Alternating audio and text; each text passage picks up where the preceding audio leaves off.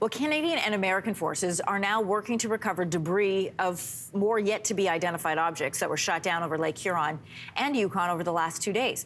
Here's what we know so far. The object was over Yukon. It was described by Minister of Defense Anita Anand as small and cylindrical. It was flying at 12,000 meters before it was shot down, and it was being tracked by NORAD, first as it flew over Alaska and then as it entered Canadian airspace.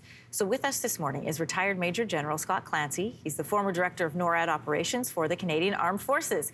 You're the person who can answer my questions, I hope. Good morning. Good morning, Anne-Marie.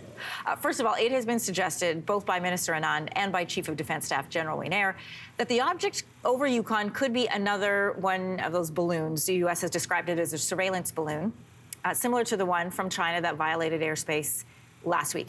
So do you suspect that this is the case? I do. I think that on the balance of probabilities, and you know, I'm on the outside of this organization of NORAD and the Canadian Armed Forces, much like you are, but on the balance of probabilities and based upon my experience, there's a coordinated effort here on behalf of an adversary to do intelligence gathering. And do you think there's more? Well, I think that we already know that there have been more in the past. General Van Erck, the commander of NORAD, in his briefing at the Pentagon after the first Chinese attributed balloon, stated that there had been previous balloons under the Trump administration that had gone undetected by NORAD. So I think we know that there have been more. Is it that those ones, the previous ones, weren't shot down and we didn't hear about it, or were they just never taken down before? So we got the answer from Minister Anand yesterday, very clear, and that's what I have said all along. This is the first time that kinetic action has been taken by NORAD against any object in Canadian and American airspace. So no, it's not that they have been shot down in the past and we didn't know. So it's not a matter of operational security. It's just that they have not been detected, or if they were detected, they were allowed to pass through airspace without notifying or alerting the adversary that those things are there. And it's a little bit of a dance, right? From an intelligence gathering point of view, the adversary is placing an asset, a balloon in this instance, in your airspace.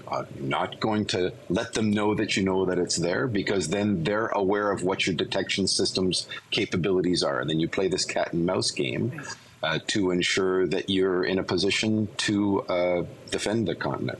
Okay, but we've stopped the cat and mouse game, right? We're not doing the dance now. We're shooting them out of the sky. What changed? So I think a few things changed. First of all, it became very obvious that we can detect these systems and can detect these systems at distance. So, you know, the balloon that crossed into Canadian airspace up in the Yukon had been tracked by NORAD, you know, for at least a day prior to that. We know that days prior to the first balloon, NORAD was tracking this, and now that's public knowledge.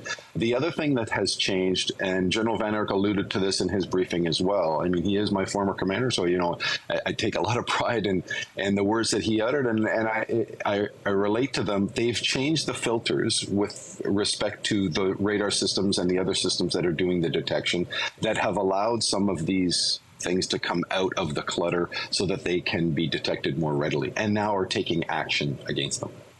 If it is determined that this is another surveillance device, as you suspect, either from China or from another foreign entity, how should Canada respond?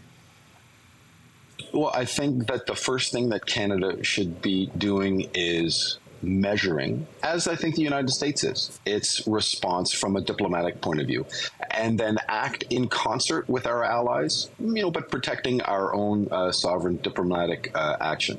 First of all, our strategies and our approaches to our adversaries worldwide, Russia and China specifically, as the great power nations that I think we are in significant competition with, has to be coherent with our allies, the United States, the Five Eyes community, NATO, and in the case of China, our allies on the Indo-Pacific region, Japan, South Korea, Singapore, you know, Australia, New Zealand. That these are going to be the key partners that we want to act decisively and coherently alongside. I have so many more questions, but we're going to have to leave it there. Great to have you on this morning. Thanks so much. Thank you very much, Anne-Marie. Hey, thanks for watching. If you liked this, be sure to subscribe here, or you can check out more Your Morning videos right here.